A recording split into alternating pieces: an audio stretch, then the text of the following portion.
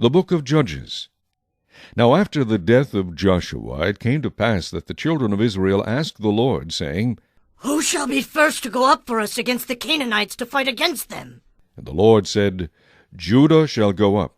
Indeed, I have delivered the land into his hand. So Judah said to Simeon his brother, Come up with me to my allotted territory, that we may fight against the Canaanites, and I will likewise go with you to your allotted territory. And Simeon went with him. Then Judah went up, and the Lord delivered the Canaanites and the Perizzites into their hand, and they killed 10,000 men at Bezek. And they found Adoni-Bezek in Bezek, and fought against him, and they defeated the Canaanites and the Perizzites. Then Adoni-Bezek fled, and they pursued him, and caught him, and cut off his thumbs and big toes. And Adoni-Bezek said, 70 kings with their thumbs and big toes cut off used to gather scraps under my table. As I have done, so God has repaid me. Then they brought him to Jerusalem, and there he died. Now the children of Judah fought against Jerusalem, and took it. They struck it with the edge of the sword, and set the city on fire. And afterward the children of Judah went down to fight against the Canaanites who dwelt in the mountains, in the south, and in the lowland. Then Judah went against the Canaanites who dwelt in Hebron.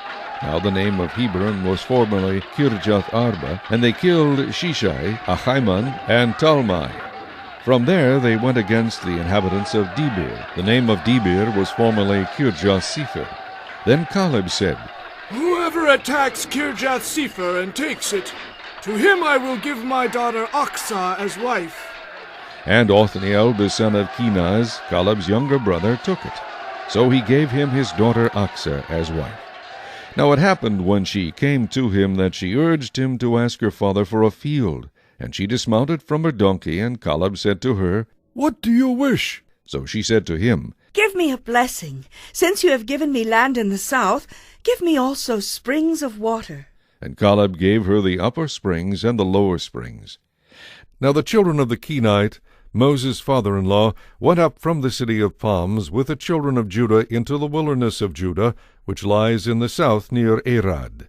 And they went and dwelt among the people. And Judah went with his brother Simeon, and they attacked the Canaanites who inhabited Zephath, and utterly destroyed it. So the name of the city was called Hormah.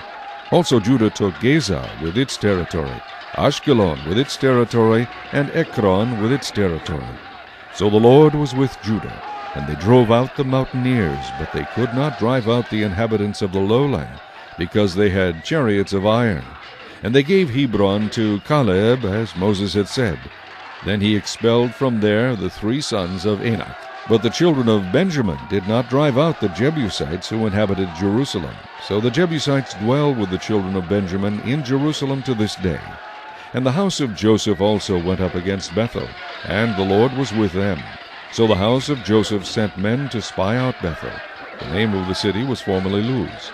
And when the spies saw a man coming out of the city, they said to him, Please show us the entrance to the city, and we will show you mercy. So he showed them the entrance to the city, and they struck the city with the edge of the sword. But they let the man and all his family go. And the man went to the land of the Hittites, built a city, and called its name Luz, which is its name to this day.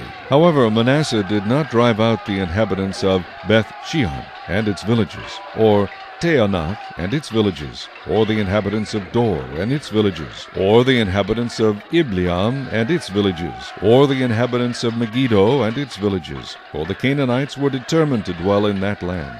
And it came to pass, when Israel was strong, that they put the Canaanites under tribute, but did not completely drive them out. Nor did Ephraim drive out the Canaanites who dwelt in Gezer. So the Canaanites dwelt in Gezer among them. Nor did Zebulun drive out the inhabitants of Kitron, or the inhabitants of Nahalol. So the Canaanites dwelt among them, and were put under tribute. Nor did Asher drive out the inhabitants of Akko, or the inhabitants of Sidon, or of Alab, Akzib, Helba, Aphek, or Rehob. So the Asherites dwelt among the Canaanites, the inhabitants of the land, for they did not drive them out. Nor did Naphtali drive out the inhabitants of Beth-shemesh, or the inhabitants of Beth-anath, but they dwelt among the Canaanites, the inhabitants of the land. Nevertheless the inhabitants of Beth-shemesh and Beth-anath were put under tribute to them. And the Amorites forced the children of Dan into the mountains, for they would not allow them to come down to the valley. And the Amorites were determined to dwell on Mount Heres, in Aijalon, and in Shaalbim. Yet when the strength of the house of Joseph became greater, they were put under tribute. Now the boundary of the Amorites was from the ascent of Akrabim, from Selah and upward.